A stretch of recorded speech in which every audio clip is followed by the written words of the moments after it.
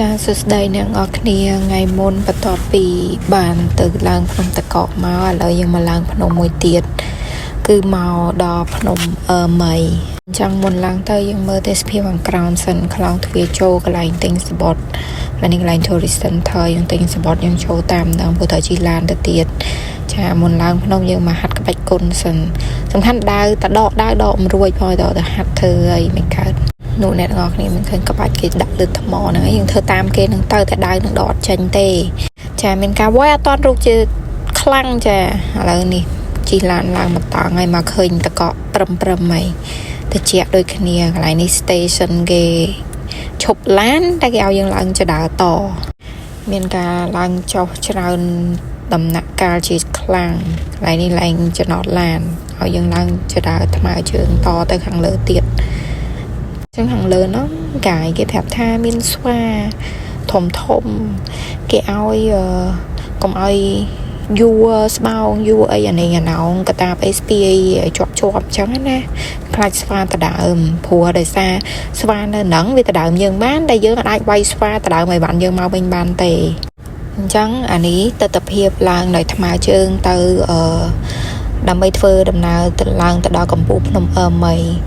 ដឹងកំពូលឬក៏អត់ទេប៉ុន្តែខ្ញុំដឹងថាភ្នំហ្នឹងកម្ពស់ 3000 ជាងម៉ែត្រពីនីវ៉ូទឹកសមុទ្រអញ្ចឹងអានេះក៏ត្រឹមតែធ្លាក់ព្រិលដូចគ្នាយើងឡើងទៅនិយាយទៅអាផ្លូវឡើងទៅនោះសម្បូររបស់ញ៉ាំហ្នឹងហើយបើអ្នកហាត់ប្រាណវិញគ្មានបានស្រកគីឡូទេដោយសារផ្លូវឡើងទៅហ្នឹងសិតតែរបស់ញ៉ាំអញ្ចឹងនាំទៅឡើងទៅដល់ដាក់អានេះមួយម៉ាត់អានោះមួយម៉ាត់ធាត់ដែលកាឡូរីអត់មានបឺនសោះអញ្ចឹងឡើយនេះមានការសម្ដែងធ្វើដើរឡើងដើម្បីថតទុកផុសហើយនៅលើហ្នឹងគេមានសេវាសែងគេសែងយើងឡើងក៏បានដែរសម្រាប់អ្នកដែលក៏អត់អាចឡើងភ្នំបានចឹងគេមានសេវាកម្មសែងឡើងលើតែអស់ម៉ានអីម៉ានអត់បាន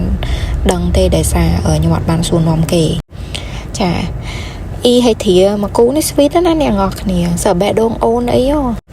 ហើយកូន5ហើយនៅបេះដូងអូននៅអីទៀតហើយសើគាត់ហ្មងចាអញ្ចឹងធ្វើដំណើរឡើងទៅលើចានេះកន្លែងគេលក់ហើយកន្លែងគេលក់របស់ញ៉ាំមានដលងដុតមានពោតអាំងតែពោតអាំងហ្នឹងអត់មានទឹកត្រីដូចយើងគេអាំងស្ងួតហូបធម្មតាយកផ្អែមរសជាតិចេញពីពោតមានមីកំប៉ុងមានអីច្រើនណាស់ហើយរបៀបទឹកក្តៅកាហ្វេក្តៅអីគេមានឲ្យយើងទិញអញ្ចឹងណាចឹងហើយយើងធ្វើដំណើរនិយាយទៅឡើងភ្នំឡើងខ្ពស់មែនតែឡើងឆ្ងាយមែនតែប៉ុន្តែគេអត់ធ្វើចោលពេកគេធ្វើចម្រៀលមានលក់អីនិយាយទៅផ្លូវដូចផ្លូវដើរធម្មតាតែឡើងមួយថ្នាក់ឡើងយូរហត់តែហ្នឹងមិនអត់ហត់ទេណាហត់យូរចាគឺថាដាក់មីមកកំប៉ុងសិនមកមានកម្លាំងឡើងទៅមុខទៀតតែមីស្រុកគេនេះនៅក្នុងហ្នឹងគេមានដុំសាច់គោឲ្យយើងមើលហ្នឹងហ្មងតែមីហ្នឹងឆ្ងាញ់មីគេហៅមីសាច់ទឹកស៊ីអ៊ីវរសជាតិទឹកស៊ីអ៊ីវសាច់គោតែឆ្ងាញ់មកគេមែនចឹងដាក់មកកំប៉ុងសិនមកមានកម្លាំងទៅមុខទៀតពួកខ្ពស់ដែរ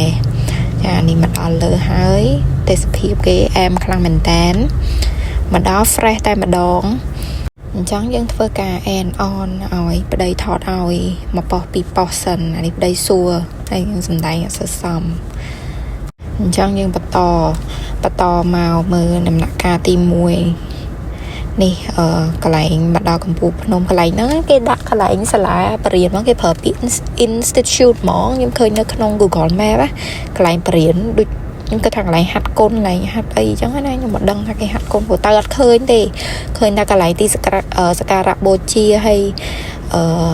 ហូបសំណាក់ធំនោះពណ៌លឿងឃើញក្បាលដំរីហ្នឹងរូបសំណាក់ហ្នឹងកម្ពស់48ម៉ែត្រនៅលើហ្នឹងហើយទៅដល់កំពូលភ្នំហ្នឹងគឺ3000 ជាងម៉ែត្រកម្ពស់ភ្នំហ្នឹងពីនីវ៉ូទឹកសមុទ្រមកចាអញ្ចឹងវីដេអូឡើងភ្នំមីហ្នឹងគឺមានតែប៉ុណ្្នឹងទេក្រៅពីហ្នឹងសិតតែ